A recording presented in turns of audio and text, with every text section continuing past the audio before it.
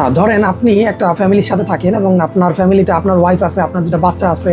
এখন আপনি হঠাৎ করে একদিন খেয়াল করলেন যে আপনি বাইরে যেতে পারতেছেন না, লাইক অনেকটা লকডাউনের মতো। কিন্তু প্রবলেম হচ্ছে যে আপনি কেন বাইরে যেতে পারতেছেন না?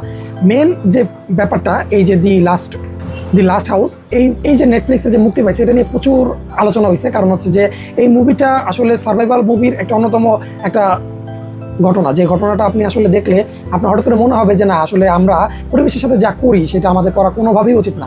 আমরা পরিবেশকে যে হারে দূষিত করতেছি এর কোনো মা বাপ নাই আসলে, সত্যি কথা বলতে। কারণ আমরা আমাদের নিজের সর্বনাশ নিজে করতেছি। এর রিজন হচ্ছে যে আমরা অল টাইম চেষ্টা করি যে আমাদের যে পরিবেশ আছে সেই পরিবেশটাকে নষ্ট করার।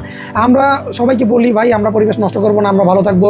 কিন্তু ওই যে দেখা যায় যে যখন আমাদের দেশে বৃষ্টি হয় তখন নালার মধ্যে কি পাওয়া যায়? কম্বল পাওয়া যায়। ঠিক আছে, সব দোষ তো সরকারের না, আমাদেরও দোষ আছে। আমরা বাইরে পিক ফেলাই, মানে দেওয়াল, ভালো একটা দেওয়াল দেখলে ওই দেওয়ালটাকে কীভাবে পানির পিক ফেলা নষ্ট করবো সেটা একটা টেন্ডেন্সি থাকে।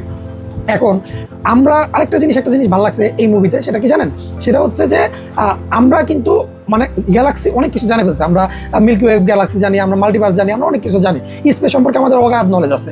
কিন্তু এই মুভিটাতে সুন্দর একটা পয়েন্ট করছে যে আমরা কিন্তু আমাদের যে সমুদ্র আছে এই সমুদ্রের 90% জিনিস আমরা জানি না। সো এই সমুদ্র যদি আমরা যে মিথগুলো পড়ছি, যেমন ক্র্যাকেন বা হচ্ছে যে জলপরি বা যে জিনিসগুলো আছে, এগুলো কি আসলে মিথ নাকি সত্যি, এটা কিন্তু একটা বড় ঘটনা আছে। এই মুভিতে এই জিনিসটাকে হাইলাইট করছে যে আপনি যদি হঠাৎ করে একটা ঘরে লকডাউন করে তাহলে আপনি কি করবেন? এখন আপনার কাছে ওষুধ নাই, আপনার ফ্যামিলিকে খাওয়ার মতো খাবার নাই, তো আপনি তখন কি পরিমাণ হ্যাসেল করবেন? মানে সার্ভাইভাল সিরিজের একটা অন্য মাইলস্টোন হচ্ছে দি লাস্ট হাউস, এই মুভিটা।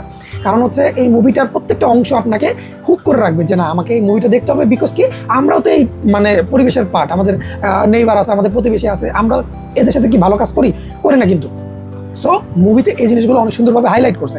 আপনি যতক্ষণ এই মুভিটা দেখবেন আপনার কাছে মনে হবে ভাই আসলে একটা মুভি দেখতেছি যে মুভিটা আসলে ইমোশনকে গ্র্যাব করে। যেমন হচ্ছে যে আমরা যখন ফ্যামিলিতে থাকি, আমরা ফ্যামিলিকে টাইম দিই না।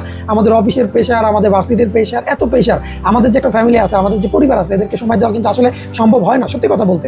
এবং যখন আপনি লকডাউনে ছিলেন, আপনার পরিবারকে আপনি অনেক টাইম দিচ্ছেন, খেয়াল করে দেখেন সেই টাইমটাকে আপনি এখন দিতে পারেন না। সো এই জিনিসগুলো কিন্তু এই লাস্ট হাউসে অনেক ইমোশনালি প্যাচ করছে। এবং আপনি এই মুভিতে 5 বছর একটা টাইম গ্যাপ দেখাইছে, 5 বছর একটা ঘরের মধ্যে বন্দি।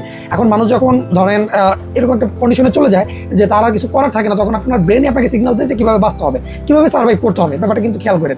এই মুভিটাতে অনেক কিছু জিনিস দেখাইছে যে কীভাবে আমাদের যে বেসিক নলেজগুলো আছে ওগুলো কাজে লাগায়, কীভাবে হোম ফার্মিং করা যায়। ঠিক আছে, মানে ঘরে ফার্মিং কীভাবে করা যায়, তারপর হচ্ছে কীভাবে শিকার করা যায়, এই জিনিসগুলো এই মুভিতে খুব সুন্দরভাবে দেখাইছে। এবং যে মিথিক্যাল ক্রিয়েচার, এই জিনিসগুলো এখানে খুব সুন্দর হাইলাইট করছে।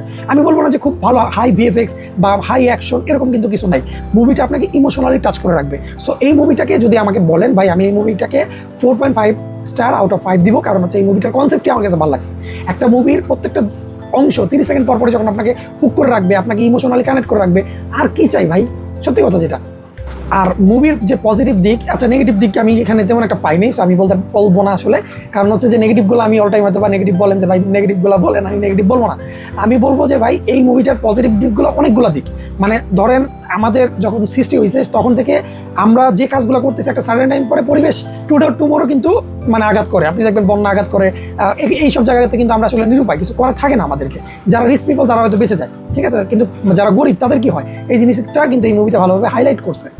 আর ভাই ব্যাকগ্রাউন্ড মিউজিক আপনাকে প্রত্যেকটা টাইমে হুক করে রাখবে। আর এইটার যে মেন ক্যারেক্টার, মানে বাবা চরিত্রে যে অভিনয় করছে যে অভিনেতা, ওনার অভিনয় মারাত্মক। কারণ হচ্ছে আপনি কত টাইম পর্যন্ত নিজের পরিবারকে নিজেকে সান্ত্বনা দিতে পারবেন যে ভাই আমাকে বাঁচতে হবে, আমাকে সার্ভাইভ করতে হবে।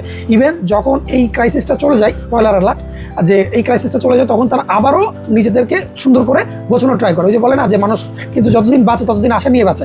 ঠিক আছে, আপনার সব কিছু ধ্বংস হয়ে গেছে, আপনি আবার নতুন করে শুরু করেন। এই মুভিটা সেটার একটা উজ্জ্বল দৃষ্টান্ত। আমার কাছে অসাধারণ লাগছে ভাই। আপনার যদি কাছে সময় থাকে, লাস্টে মানে সামনে ফ্রাইডে আছে, এই মুভিটা দেখেন, নেটফ্লিক্সে ফ্রি পাওয়া যেতেছে। রান টাইম বেশি না, মাত্র 2 ঘন্টা রান টাইম। এই 2 ঘন্টার মধ্যে আপনি এত সুন্দরভাবে দেখবেন, মনে হবে যে না ভাই সব কিছুই আছে মুভিতে। সো মুভিটা পার্সের সাথেই থাকবেন। আর আপনার কেমন লাগলো দি লাস্ট হাউস আমাকে অবশ্যই কমেন্ট করে জানাবেন। Thank you so much. আমি শুনছিলাম আপনাদের সাথে।